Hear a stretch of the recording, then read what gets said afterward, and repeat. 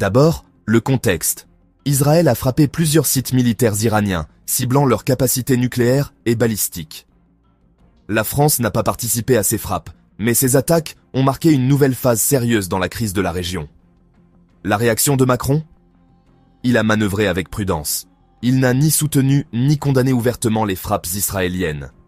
Au lieu de cela, il a souligné le droit d'Israël à se défendre, et a même reconnu que les frappes avaient eu un impact sur le programme nucléaire iranien. Mais il a aussi été clair, la France s'oppose depuis longtemps à l'expansion rapide des projets nucléaires et balistiques de l'Iran. Pourquoi cela ? Selon Macron, l'Iran enrichit l'uranium bien au-delà des limites fixées par les accords internationaux, suffisamment pour une arme nucléaire. L'Agence internationale de l'énergie atomique ne peut même plus confirmer que les activités nucléaires de l'Iran sont pacifiques. De plus, l'Iran développe des missiles qui pourraient atteindre l'Europe et pourraient être équipés d'ogives nucléaires. Mais il ne s'agit pas seulement d'armes.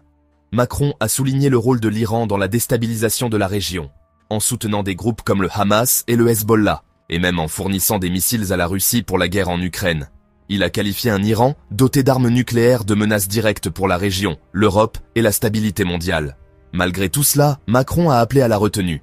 Il a déclaré que la dernière chose dont le monde a besoin est une escalade. Il regrette que l'Iran refuse des négociations sérieuses avec les États-Unis. Et il pousse à un retour au pourparlers sur le programme nucléaire iranien. La sécurité intérieure était également une préoccupation majeure. Macron a réuni le Conseil national de sécurité français, augmenté la présence militaire de l'opération Sentinelle et renforcé la protection des citoyens et diplomates français dans la région. Il a même déconseillé de voyager au Moyen-Orient en ce moment.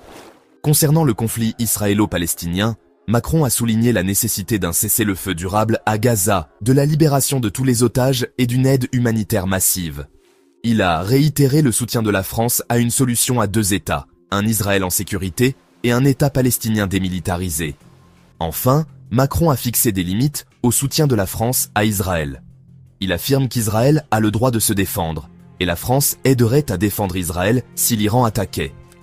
Mais la France ne participera à aucune frappe offensive contre l'Iran.